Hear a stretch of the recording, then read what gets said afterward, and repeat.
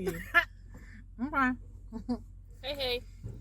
So, let's talk about it.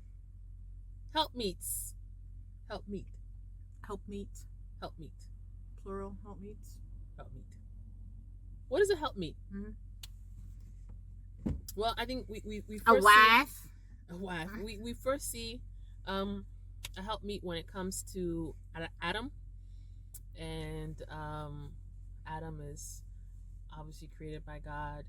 He's given a job to do, which is to name the animals, and I guess God is observing him and seeing that he's just looks kind of lonely, and listless. Yeah, and God is like, well, I need to find someone suitable, because the animals weren't necessarily giving him, I guess the companionship, the relationship that he needed. So God said, we will make him a helpmeet that is comparable. I got my Bible today. I noticed that. I was So like, okay, you got your Bible. Well, We're about to go in. This is my Bible. I can do what it says. I can do what it says I can do. I can be what it says I can be. That's the only thing I like about Joel Osteen. Anywho, oh, that's Joel Osteen. Isn't it Joel Osteen? This is my Bible. Do the accent. I don't know how to do it.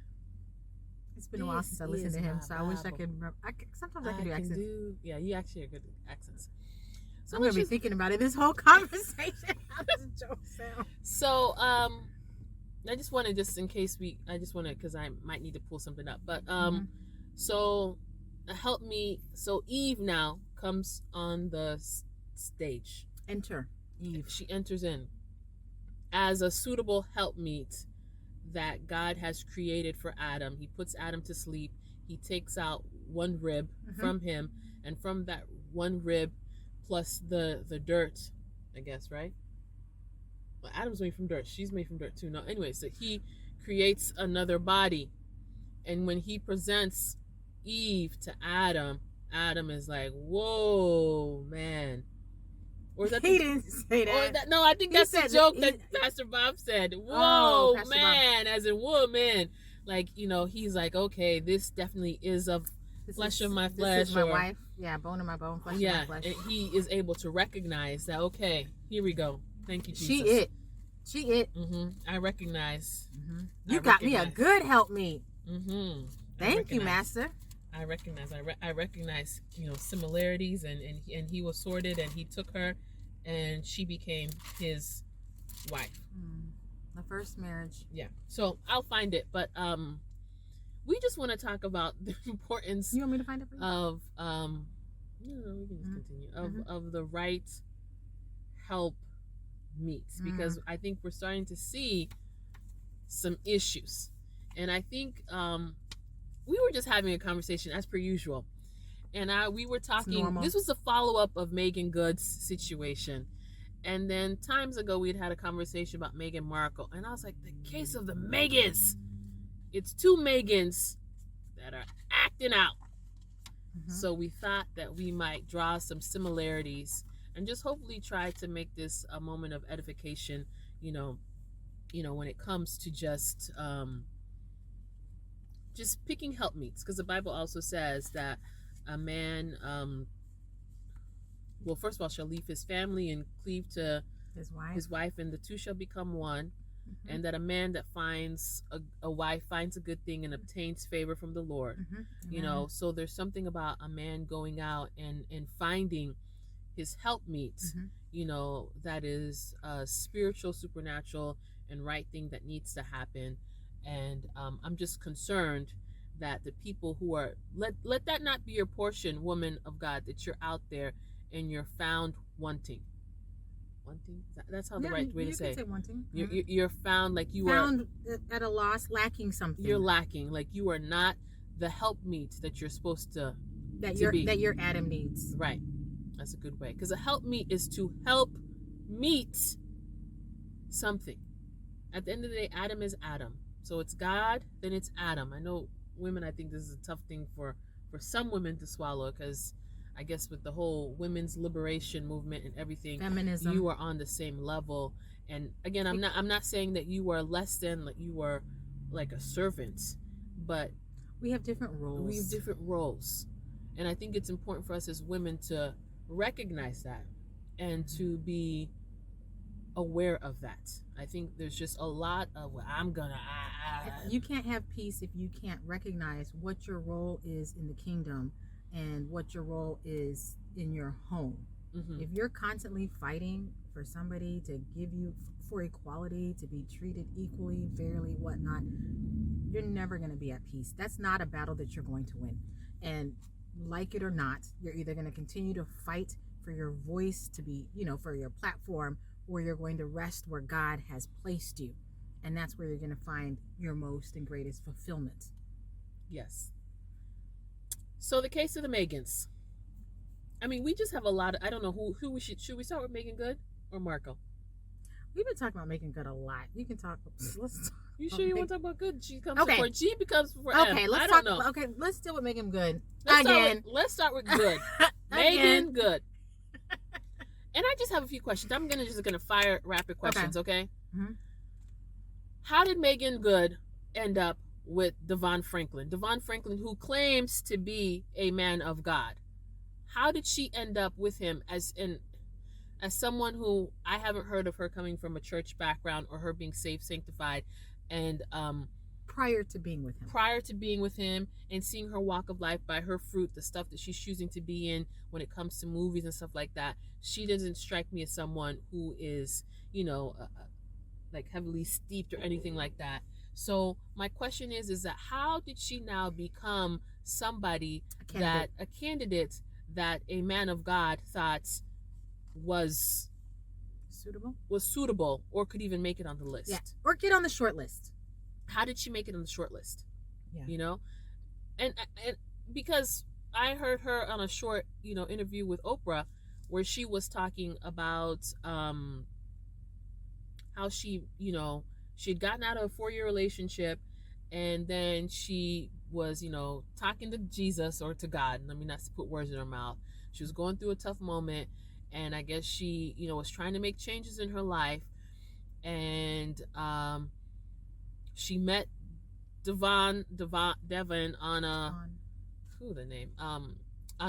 movie set, and she decided, and she liked him, or she said that, okay, this is the type of man I think I want to see myself with, and so she decided to go and quote unquote manifest it, so while they were waiting for after the film wrapped, she was manifesting, telling people, this is my husband, while he didn't know about it. Well, he didn't know nothing about this. Because they had never dated. They had never dated. Long story short, eventually they did end up to dating. So when she was manifesting, is that some new age thing that she was practicing? But I mean, what was that? I don't know. It's actually a bit cryptic to me. Especially since now we know what's going on in their relationship now, and we see her by, again, the fruit that she's been acting in very weird things and doing odd things. How was she able to Well, interestingly enough, Oprah asked her, so how did God speak to you? What did God say? Like how did it sound like? And she said, he said very quietly, It wasn't quiet. I think she said she heard it loudly or something like that, right? I don't think she said loud, but she said she heard it clearly, or it was clearly, that this is her husband. This is her husband. So God, and it's interesting that Oprah actually wanted to come back to that point and mm-hmm. Get clarity on how God spoke to her and told her that this man was going to be her husband, this man that she had never gone on a date with. Yeah, so there's that. And then again, going now forwards to something my sister shared with me that Devin was talking about or complaining about early in their relationship, right? That he would at some point in the relationship. At some point in the marriage.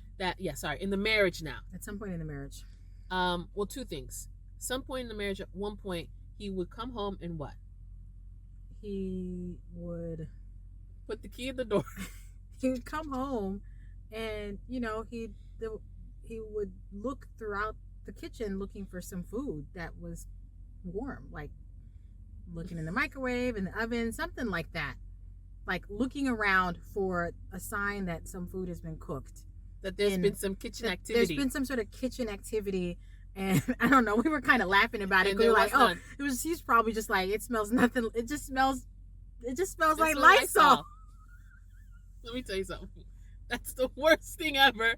When you go, have you ever been to someone's house? I have. Like you've been invited. Someone's invited you. It's happened to me. And so you haven't eaten because they invited you. And I was told to come hungry. Come hungry. That's what they tell you. We gonna have lots of food. Mm-hmm. And you show up in the house and you don't smell nothing.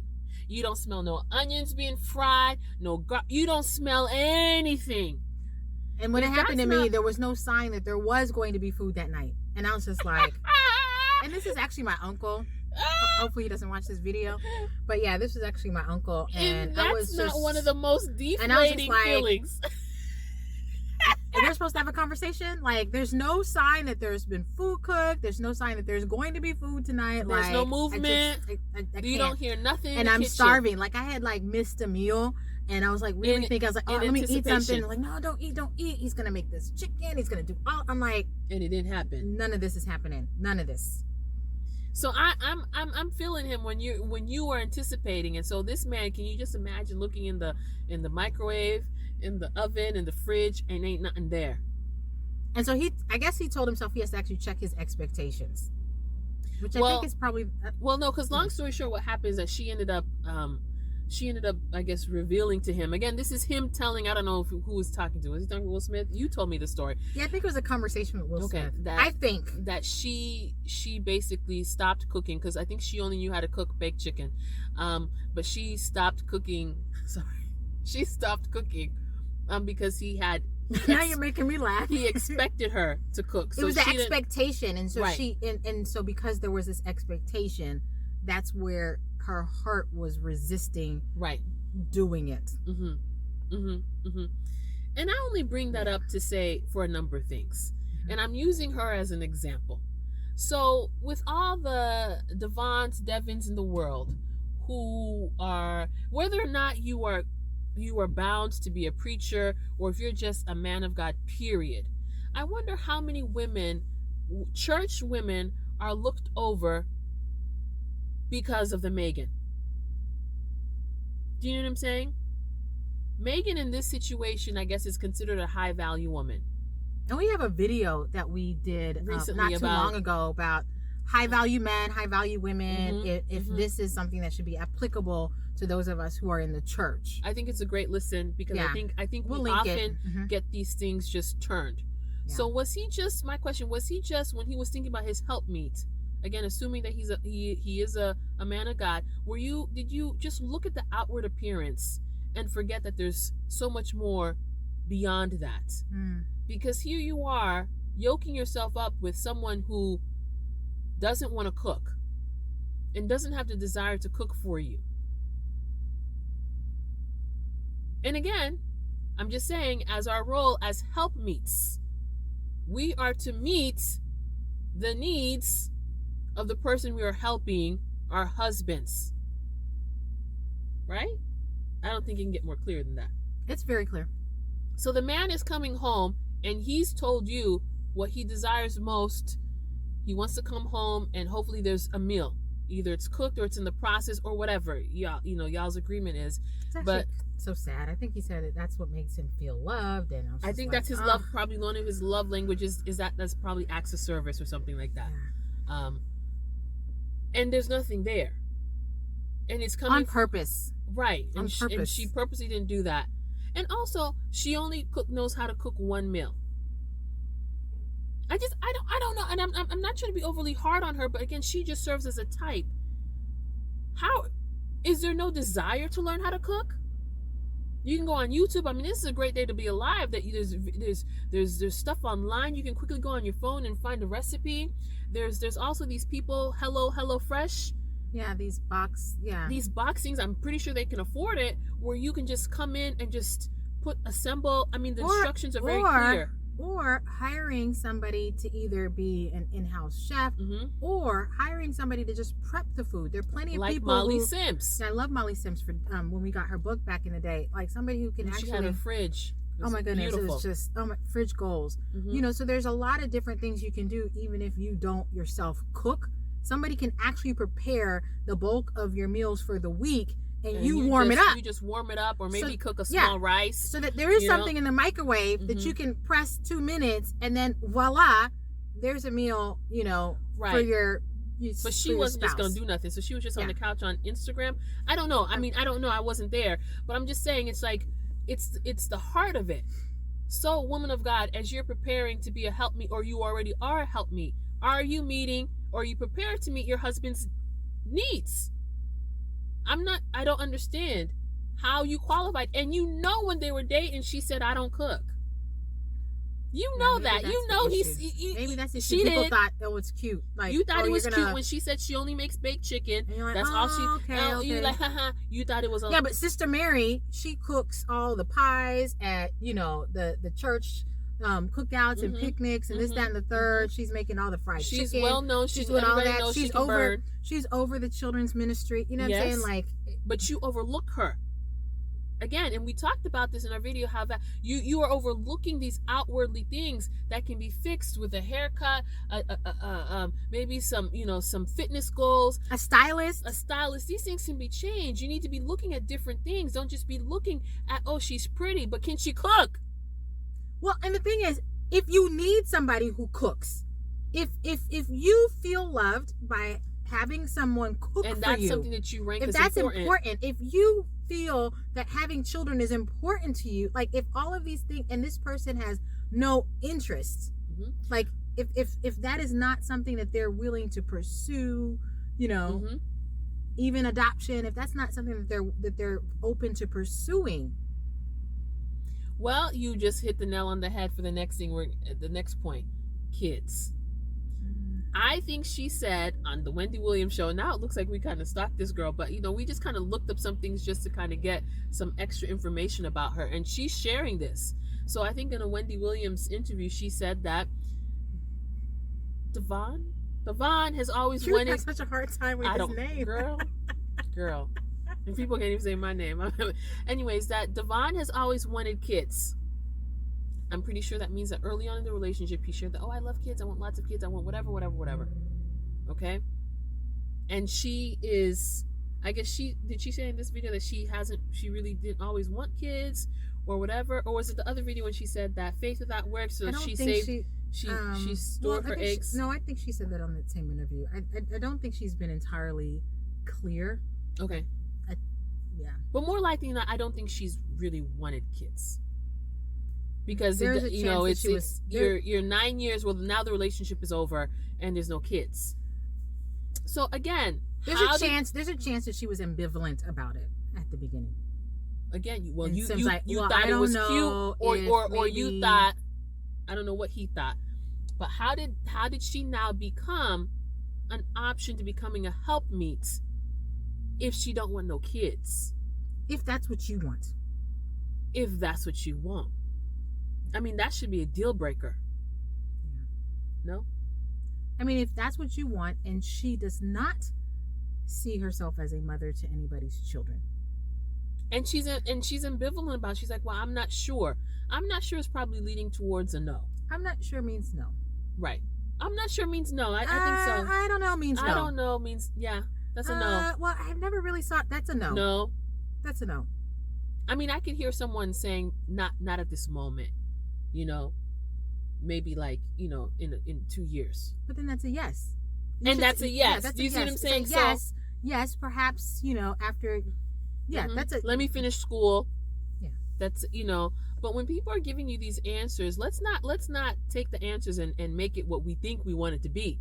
The girl probably said no, and you decided that she didn't mean that. And now look. Again, how did she end up becoming an option for helpmeets? I don't know. Was there anything else you want to say about Meagan? Good. I mean, sure, there are situations where, maybe it's not so easy, right, to conceive. But I don't think the issue is really, sure that's the case, because I think the issue is, do you have a desire, right, or not? Right. That's the issue. Well, she and if your desire doesn't match his desire. She stored her eggs, so I'm assuming that's I'm assuming that recently. Well, anyways, yeah, that's true. I don't think we can. Yeah, we can leave it there. That's true. But I what I'm trying to say is that I don't want to seem as if we're picking on it because let's say they're having infertility issues or something exactly. like that. But that's not the impression that I've gotten from this said situation. The only thing I would want to say is that it's as long as your desirous children matches, like either you both like the single life, we just travel around the world childless, fine. But if your desire is matches his in terms of we do want to have children, and maybe you're having issues or struggles, that's a completely different scenario. Right. Yeah. So I think it's just important just to keep in mind that let's not, as Christians, let's not let the high valueness that society, the world is saying, don't let it mess us up. Yeah, don't let it confuse you and befuddle you and have an effect on your decision making. Yes. Because you should be picking someone. Yeah, be sober-minded and be picking someone based on, biblical principles on what you want. The Bible talks about, be fruitful and multiply, So there is something about actually having kids and multiplying. Also, you know what? And I don't know if I've shared this with you, but, one of my uncle, he once told me, he was like, do you know what the purpose of marriage is? And he's a man of God. And, it seemed a bit, I felt like whatever I said, I was going to say was going to be the wrong answer. But I was like, let me just play along with you. And, and so we went back and forth, and children, no. And then he was like, the purpose of marriage is to fulfill your God-given purpose on earth. That's good. So your partner is supposed to be a purpose partner, someone who is there to help you fulfill your purpose. And so this now is mutual. So you're choosing a man who is there to complement the purpose and the assignment that God has for you on earth. And a man should be choosing a partner who is there to complement and fulfill and be a helpmeet to his assignment and purpose on earth. That's what marriage is supposed to do. Children, all of that comes, those are byproducts of fruitfulness and whatnot. But the first and foremost, what he was trying to point out to me was that it's all about purpose.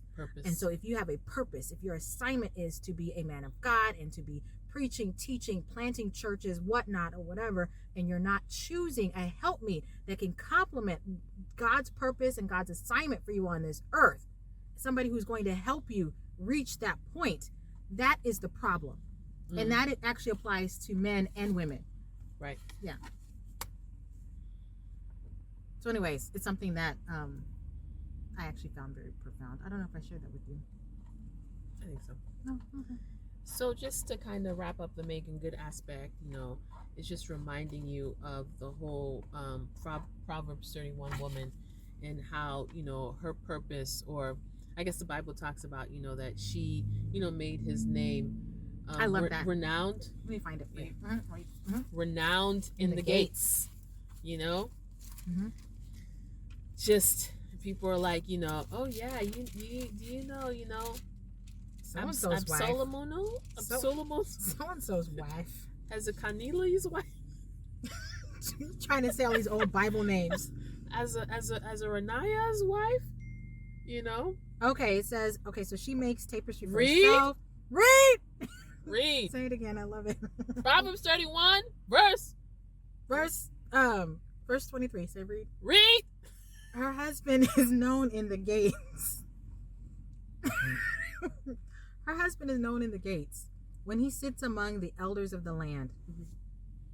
Sorry, that's just that. It just ends right there. Because it goes into some other things. Yeah, and that's just profound. That she amplifies, makes his name great. People speak so well of her, and highly of him because of her. Right, and it reflects upon him. It's a good reflection. So her actions are reflecting upon him. Yeah, and versus her actions being a bad reflection and him having. Go ahead. Like Meagan Good and especially her recent role in Harlem, and how that's a poor reflection on now, I guess, on the man of God. On the man of God.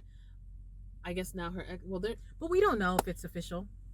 On her, they're still married as far as I'm concerned. You know, I mean, it's a poor reflection. If they're still legally married, it's a poor reflection on her husband, who is a preacher. Well, so he's a preacher. He preaches. Some of these things are challenging. All right, so we're done with that, Megan. Versus just covering, Yeah, we're done. Meghan Markle. Whew. Child, mercy. Let me just tell you some of the characteristics these Megans have, or the case of the Megans. Again, Megan ends up being, we're using them as actual people, but an actual like type. An archetype, yeah. Yeah, an archetype, right? Yeah. Back to English. It's like I feel like there's a lot of what is it? A lot of manipulation and a lot of emotionalism, that I'm looking down because that's what all the YouTube are saying. I'm looking down because my notes are down here. But they are, just to keep us on track, because we can go off, all the way off. Well, we normally do. And it just seems like, we're talking about emotional witchcraft and just their manipulation. We should link a video. Pastor Stephen Darby has a video about emotional witchcraft, which I really loved. I was just like, oh, okay, I know a lot of people who are practicing this. Okay, tangent number 1. Sorry. Now, let me just say this, because when she said this, it triggered something in me. People that when you talk to them, especially if they've done something wrong to you, and the first thing they do is they bust out in tears. And the reason why is because they're using the tears to make you stop. And then imagine, to shift it. All of a sudden, you're like, to deflect attention. I'm sorry. Are you okay? Are you okay? Mm-hmm. And then, especially when others are around, then they look at you as a bad guy. I just asked you a question. Why are you crying? I asked you, where's my rent money? Yeah. And you bust out in tears. It's just a simple question. Just answer the question. Run me my rent money. Just answer. Where is it? Where is the money? Jeez. Jeez. I said jeez. No, I heard you. It's funny though. He said jeez. And I'm so good now. I mean, I've got a PhD in knowing how to spot this. I'm just like, and that's how we know it, because we have a family member who does this. We have family members. Yeah, actually, because I think she learned it from her mama. Oh, is that bad to say? Don't say that. But go ahead. But we can't cut this out. So. But what I'm saying is that I watched in another person when we were traveling. And remember the lady in Zambia? Like we saw it. This is what I'm seeing. So you just observe and see if you see this. If you have people like that and see. Oh yeah, it happened when we were at that lodge. That right? lodge. And if people start using tears as a way to kind of stop, so they can deflect and they can spare themselves from whatever dealing with the boom that's confrontation coming. Or just being able to answer you. I asked a simple question. Right. Answer it. When you're trying to hold people accountable. Why did you say it was $223 a night and now you're saying it's $500? Just answer the question. Don't give me the tears. Just answer the question. Just answer the question. And no. Just answer the question. Right. So anyways, just look at that. So that's a tangent, but I just wanted to add that there just so we can just be on the lookout for that. And I'm pretty sure there's other forms of emotional manipulation, but that's just one of them that I wanted and to I think that's the one that a lot of women resort to quickly. I've seen Meagan Good do that, kind of coming teary when she says the church Meghan is Markle always does that. after her. Remember Meghan Markle did that when she was in South Africa. I mean, all the people that are suffering, I think she was in Cape Town. She's like, have you been to the townships? Have you been to Khayelitsha? Have you been to Langa? Have you been to Guguletu? Have you been there?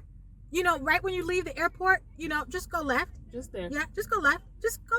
Actually, you don't even have to go left. Just go slow on the N2. You will see the townships. If you pass through the townships, you will see some real suffering. But she's like, people have not been asking how I'm doing, this, that, and the third. I was like, you said that in Cape Town? Imagine. Really? So, and then she started to say, no one's asked me how I'm doing. And then she started crying. Like, it was just like, but didn't she cry? Didn't she cry? Like, I was like, wait. I was like, but wait. or she went to act like she was crying. Listen, the reason why Meghan Markle doesn't get a pass in my book is because, first of all, we are all kind of in the same time zone. I think she's born in the same year as me. We all used to watch Princess Diana. We all know what happened with her and Dodi Al-Fayed or whatever, and it was horrible. The whole world was mourning. She tried to make it seem she don't know nothing about Princess Diana, but whatever. We all or get nothing that. about paparazzi and nothing about the intrusion that they have that the royals have into their personal lives. Right. And what it takes to be a royal. That's really what I'm getting at. And what it did to Diana. I mean, really, we watched it. And what it takes to be a royal. Yes. If this ain't for you, please opt out. That way. Exit to the left. It ain't for you. I don't know how Kate Middleton does it. It ain't for me. Do you know what I'm saying? You knew this going into this. I'm in awe of Kate Middleton. And I was just like, wait, you have seen this lady. You have seen her give birth and show up on the front steps of that hospital. How many 4 hours afterwards with them stockings. And a blowout. Yeah, and a blowout and makeup and says, hey, England, here is your new baby. You have seen, and it's not an animated feature. This is real life. You have seen her do it. You saw her do it. In her you saw her with her stomach, I just had a baby stomach, did not have the snapback, whatever. Nope. She did not have that. Nope. You saw her do that like within 4 hours of delivering a human out of her body. We did. Yes. You should have said, you know what? Not for me. It ain't for me. I ain't doing it. I'm not doing it. I can't do that. I can't do that. But what Meghan Markle goes to do is that she goes and she figures out that there's an option D for her, a separate option. There's a separate option, and she really tries to finagle, whatever. Mm-hmm. She tries to create her own option and way to weasel out of things, and it's just with emotionalism. Yeah, and the whole thing about even her getting Harry to abdicate again, bringing it back to helpmeet. Knowing what is his purpose? What is his purpose? And right now, you should have been able to see that Harry is a little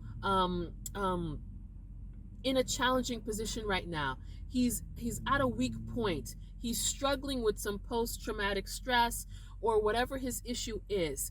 As a helpmeet, it's your job now to come in and say, "Hey, baby, I know it's tough, but we're gonna make it through." And maybe eventually he would have wanted to abdicate and leave England or whatever. But let it come at a time. Give it some time when you have a chance to come with a plan. I just don't believe that I just don't get it. How you go to Canada on a I don't know what they were doing. And then from there, you go to America. Where was the plan?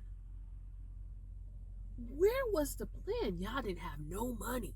No income because you ain't working at Suits no more. You ain't got no money. Suits wasn't paying you. Suits wasn't paying you. Suits was not paying you. So you're like, I'm gonna leave the billions, and he's got a job. He had a job. You didn't have a job. Prior to her getting with Harry, wasn't she trying to get a job at Wendy Williams? Allegedly. No, not allegedly. That is not allegedly. That is facts. That is facts. I just it sounded good. That is facts because Wendy said it. Yeah. Wendy said it. So she was trying to get hired as a stylist, somebody who can review clothes on the Wendy Williams show prior to meeting and dating a prince. So she didn't have a job. Right? But you said, hey, I know you have a job. You're in the military. You're in Afghanistan, wherever he was in the world. You actually have a legit job. You actually have a legit position and you have responsibilities here. That you're getting some sort of check or stipend that actually now qualifies you to get paid. Right. And allows us to live the way we live and have security and all of this. It's almost a double thing. You have a job, but then he's also a royal. So there's certain allows you to have your health insurance. Yeah, amenities that you're given because you are a royal, like security. So now you go on Oprah Winfrey and you try to emotionalize us all. Emotionalize the whole world. With this whole racism silliness. When I'm sorry, but as far as I'm concerned, I feel like Meghan has always either been passing or really hasn't been really claiming her quote unquote black side. I just don't know. I don't know if she I don't know if she identifies as a black woman. I know. I've heard her on occasion maybe use the word person of color or use the word color, which is very ambiguous. I don't know what that is. I don't know. Yeah. So I don't know. Yeah, but I just don't know if I've ever heard her say so that she's like, a black woman. It's interesting, again, emotionalizing us to come onto this whole kind of Black Lives Matter, because this is when everything is really, it's still charged up, and trying to tap into that. And I just feel like it's emotionalism, and I think it's manipulative, and I think it's wrong. It really is wrong. What she should have done as a help meet, again, trying to figure out the, help meet's gone wild. What is his purpose? How can you best help him so he can be in a better position emotionally, and you guys can take your time to make a better decision for your family? Maybe that means you going off to that royal place they have in Scotland, so you can now, decompress with Archie and try and get, get hold of this. Again, she walked into this eyes wide open. She's not a child. Yes. I'm pretty sure people warned her about it, and I'm pretty sure Kate sat her down and said, "Now listen." And I'm pretty sure while she was dating him, she had all of these, the protocols and all of these things. You can't paint your nails this color. The only color you can do is ballet. All of these protocols. You can only hold your hands like this. You can only do this. You can never carry a purse. You can never open the door. Like whatever all it is. All of these protocols, like they told you. They told you while you Ella Enchanted. You saw what's her name do it. We saw it. They told you. They told you. So and you were like, sign me up. No. So the fact that you thought that you can walk in, just a normal person right off the street, can walk in and basically change the whole thing. Their whole procedures. Divorcees aren't really allowed to even marry royalty. Not to mention people of color. So now that's the whole that also just kind of. So now here you are, you're in there, and now you're just messing things up, and you're doing it which serves your needs instead of being a compliment and a help me. I don't know. I can't really point to anything that she's doing or has done that actually is in the best interest of her husband. Everything seems to be in the best interest of Meghan Markle. And now he's like a laughingstock. I feel like, I don't know. I mean the I people say laughingstock. Well, but the people were talking really poorly. He doesn't have a job. Like, he's home. Well, they were talking poorly about her. And again, remember bringing up that scripture. It's like, so if you're talking poorly about her, that's a poor reflection on him. And also remember the schism that it caused in the family rift. He stopped talking to his brother because I think the brother said, "Hey, just wait a little while," and he's like, "You don't know Megan. You don't know Megan. I don't know. Megan's quite a lovely girl, or whatever. She's quite lovely, And so you causing all this division, and now come to find out on Oprah that they didn't have any money. They don't have any money. Tyler Perry has to help front them for security because they're so concerned about this, that, and the other. You don't have a job. You don't have a plan. How? But her father-in-law was supporting them financially. Yes, but then she was also said, oh, child, this is just too much. It's too much. Yeah. They said that he wasn't, but he was supporting them financially. Yeah, well, now apparently he was been sending them money because he wants to, again, but your husband left a job that was paying him. He left a job. And his station and a crown and a title. And all the things that went along with it to actually, support the lifestyle that you want to maintain right now. Because obviously this is a different lifestyle than you had when you were on Suits. So, it's a different standard of living and a different monthly, income, monthly expenses than you had when you were on Suits. Yeah, so I just want us to be careful when we're talking about help meets and how we can best be help meets in our current status or about to be help meets. Like, what does that look like? And how can we do it in a way that best glorifies God? No one says that our job is going to be easy. Again, I was telling my sister this the other day, I was cooking something and it just dawned on me. You know what I'm thinking about? Wow, I've got a lot on my plate. It's challenging, And maybe sometimes you're thinking, oh, I wish, I had more help in this thing or whatever. It's like, it's good to remember that we are our husband's helpmeet. Our husband is not our helpmeet. That's a good distinction. I'm glad you mentioned that. We are our husband's helpmeets. And I don't think that that's something that is... I don't hear people saying that. Well, I hope it's helpful to people. Because for me, when I heard it, I was like, oh, okay. Thank you, Holy Spirit. It's not the other way around. And I think the more steeped we are as women of God, God is going to supernaturally equip us to be able to handle it. Because I should say, read, this lady in Proverbs 31 had a whole team of people helping her. Yes, she did. So maybe your continual prayer should be that God blesses the hands of your husband's labor, your labor, so you can afford a nanny. You can afford HelloFresh or a chef. Yes. You can afford all of these things that help you to be able to have a household that runs smoothly. Yes. But it's not in any way now looking at how your husband should be your helpmeet. That's a big deal. I just want that to be clear. That's a big deal. That we as women, we're not our husbands are not our helpmeets. No, we are made for him that way. So it goes one direction. Yeah, it's one direction, ladies. Yes. And and he's providing a covering. There's a lot of things he's providing as a husband, but in terms of, your particular purpose in the marriage, you are a helpmate to him. Right.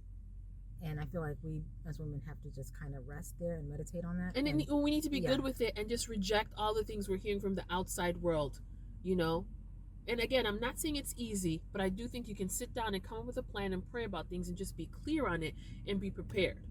Another thing that we see about this Proverbs 31 woman is she's a planner.